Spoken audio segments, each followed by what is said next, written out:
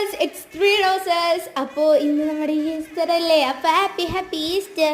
Sorry guys, belated happy Easter. രാവിലെ നമ്മൾ പള്ളിയിലൊക്കെ പോയി പിന്നെ 2:30 തിരിച്ചു വന്നിട്ട് വൈകിട്ട് നേരെ വീട്ടിലേക്ക് തിരിച്ചു. അപ്പോൾ കയറി വന്നപ്പോൾ അതിന് അവിടുത്തെ മാങ്ങയുമായിരുന്നു എൻ്റെ കണ്ണ്.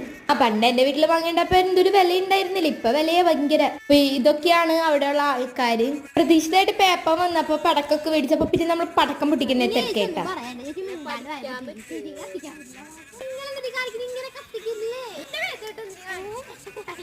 ഇതൊക്കെ ചേച്ചി പറയുന്നത് ചേച്ചിയുടെ പേടി കൊണ്ട് മാത്രം.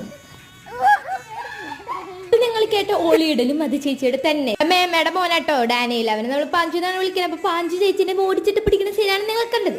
കാണിക്കുന്ന സാധനം നമുക്ക് കത്തിക്കാൻ പറ്റണ്ടായിരുന്നില്ല, അതെന്തോ വേറെ സാധനം വെച്ച് കത്തിക്കണമായിരുന്നു. പക്ഷെ നമ്മൾ ആ സാധനം നമ്മുടെ ഇപ്പൊ കയ്യിലില്ല. എന്നിട്ട് നമ്മുടെ അപ്പുച്ചേട്ടൻ വന്നിട്ട് കത്തിച്ചു. നമ്മൾ 2-3 മത്താപ്പൂ കത്തിച്ചിട്ടാ. കേനെ പേടിയൊന്നുമില്ല, പക്ഷെ വീടെടുക്കാൻ വേറെ ആരെങ്കിലൊക്കെ വേണ്ടേന്ന്. പിന്നെ നമ്മൾ നേരത്തെ പറഞ്ഞ സാധനം ഇല്ല, നമ്മൾ അപ്പുച്ചേട്ടന്റെ കിണഞ്ഞ പരിശ്രമം കൊണ്ട് കത്തിച്ചെടുത്തു. അവസാനം പൊട്ടിച്ചു. നല്ല രസമില്ലേ കാണാൻ? ഇതാണ് കേട്ടോ നമ്മുടെ കിണഞ്ഞ പരിശ്രമം നടത്തിയ ആള്.